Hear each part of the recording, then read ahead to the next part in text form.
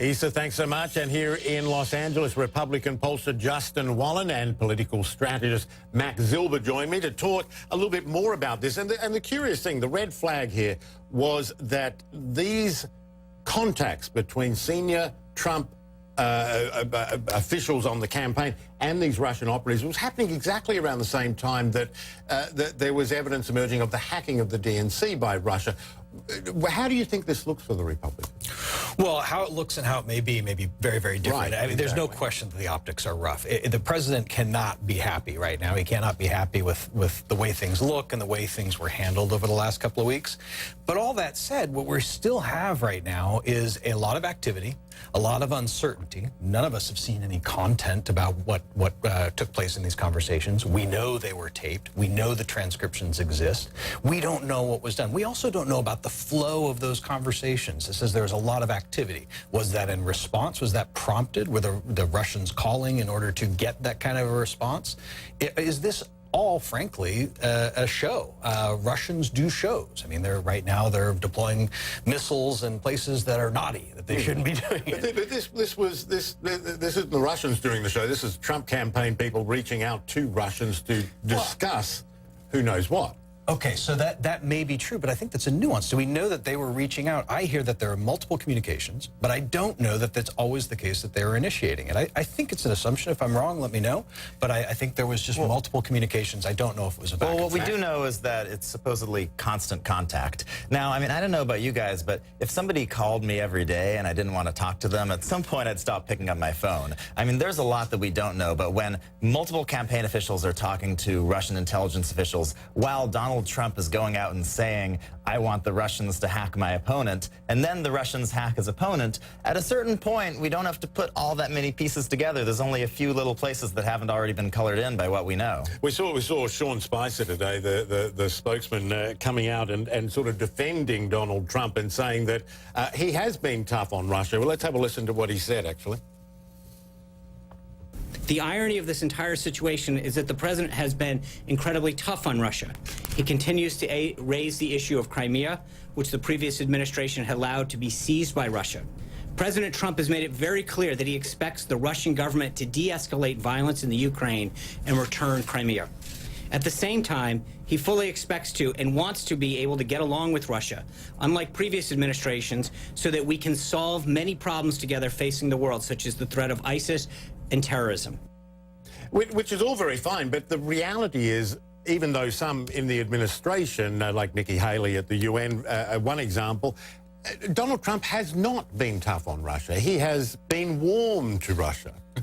Well, he has allowed his proxies to be tough on them without vocally condemning them. And we know for a fact that there is no caution with the president in that regard. If he feels that somebody who works on his behalf, who speaks for him, is saying something that's contrary to his goals, he will not say it later. He will say it immediately and in no uncertain terms. I'm glad you brought that up, because we've all known since December that Michael Flynn called the Russian ambassador the day of the sanctions. A reasonable person would assume, and many did at the time, that that conversation was about the sanctions. If Donald Trump shuts down people who do things that he doesn't like when it happens, you'd think that he would have spoken up before this hit the press. Instead, Trump has known for several weeks that Flynn lied about this and didn't speak up and tell Flynn to resign until this became a big news story. Clearly, he was okay with Flynn doing this. Well, I think maybe he was. So what? So he had a conversation about policy before taking the office. There's all this talk about the do that. Yeah, normally you don't provide aid and comfort to a foreign power before you take an office. This is very different. This is not a business person trying to position an oil company. No, this is about an incoming undermining the foreign policy of the United States. While you're not in government. But you say that, but I haven't read the script. Have you? Well, I mean, I think it's a wonderful assumption. Would Michael Flynn have gone and had a conversation about sanctions with the Russian ambassador of his own volition? Is that something that he might have done, picked up the phone Michael and Flynn does things because he wants to do things. Without running it by anyone in the campaign? Because, of course, there are a lot of questions are being asked now about who knew what and when it comes to that. I think it would be pretty shocking if he made a decision like that without running it by his boss. And if he did, I think it would be pretty shocking if Donald Trump didn't ask him, hey, what did you talk to the Russian ambassador about after the news reports came out? The idea that 2 months passed and Donald Trump didn't ask, frankly, doesn't pass Well, the the other thing that raises some eyebrows is the administration saying that Michael Flynn resigned because trust no longer existed. That was the reason that he told the vice president something that wasn't true, so there was a deficit of trust. Surely the issue should have been that he was discussing sanctions with the Russian ambassador. Isn't that possible? I mean, we know that to some extent it was discussed, but again, we don't know the scope of it. I presume we'll find out. I certainly want to. I think clarity is important. I also would like to find it's a bit of an elephant in the room, but why is our intelligence service a sieve? Why are these things flowing out into the public? They don't belong there. I think one of the things President Trump has learned is you cross the American intelligence services at your peril. Well, actually, Donald Trump tweeted about that. Let's just call it up here. And he actually says, the real story here is, why are there so many illegal leaks coming out of Washington?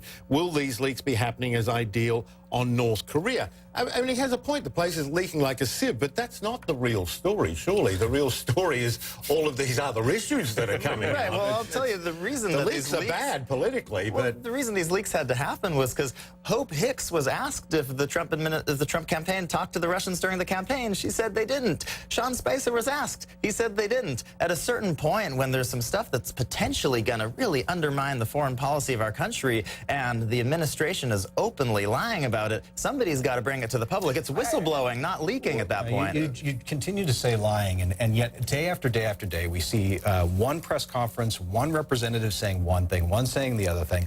Clearly, we have some operational issues in the White House in terms of what is supposed to be said, who knows what, and it may be just as simple as that. The right hand doesn't know what the left hand's doing. Yeah, but that is terrifying. If the National Security Advisor can make an important foreign policy call to maybe the most important foreign power in the world, and, you know, those White House spokespeople don't know its content. I mean, the president is not going to babysit him on every call. These are grown, capable people. You know, the thing is, and you're a GOP pollster, but, you know, when you look at it, you've had the court battles over immigration, you've got Kellyanne Conway in trouble over ethics issue, you've had this row over matters of state being discussed in a public place in the restaurant at Mar-a-Lago, which just seems on its face absolutely extraordinary. And now this about the Michael Flynn resigning, and now these contacts between Trump and... could you imagine 3 weeks into... I mean, I just reeled off top of my head stuff. That's 3 weeks into it. You raise a good point, but there is, as always, there's another side. Well, there's a lot going on. I mean, this is someone who has demonstrated that he's driven. He has an agenda. He's pursuing it. And whether you agree with it or not, he's going full bore at it, and he's doing it faster than really, I think, anyone in any administration has ever done. Well, I've got to put this up, too, because it just struck me as somebody who's dealt with the military a lot over the years. The head of U.S. Special Operations Command had this to say about the White House at a conference today. He said, our government continues to be in unbelievable turmoil. I hope they sort it out soon, because we're in a nation of... Well, now, he's not the only one saying that, you know, that things seem to be a little bit tumultuous at the White House, but this is a serving commander of Special Operations Command. For him to speak publicly like that, and quite possibly risk his job in doing so, seems to me to be extraordinary, mate. Yeah, well, this is a few weeks. We've got 8 years left of this, and I don't... Yeah, you're planning ahead there. Well, again, an assumption, this one. Right, and frankly, I mean,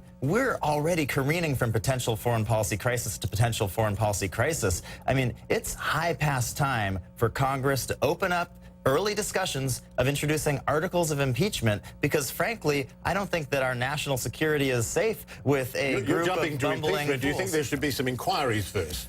Well, apparently laws don't really matter in this particular Well, they don't matter to a president who's been breaking them left and right. He's been breaking them. Well, from colluding with a foreign power to the emoluments clause of the Constitution to Kellyanne Conway's ethics violations. I mean, there's any number of... When we see the evidence, fine, I'll jump on board. I mean, how much more evidence do we need? Are you expecting... But you're expecting... There's plenty of written down evidence. Well, have you seen it? Is it safe to expect there's going to be months of investigations here, that you expect to see Michael Flynn up at a congressional inquiry?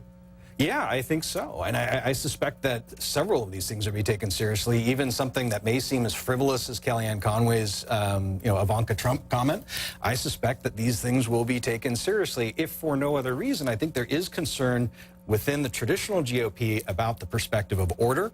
I may be wrong, but I wouldn't be surprised if they want to have an appearance of approaching questions in a serious manner and resolving them. All right, I have to leave it there, unfortunately. Justin Wallin, GOP pollster, and Democratic strategist Max Zilber, thanks so much for being with us, gentlemen.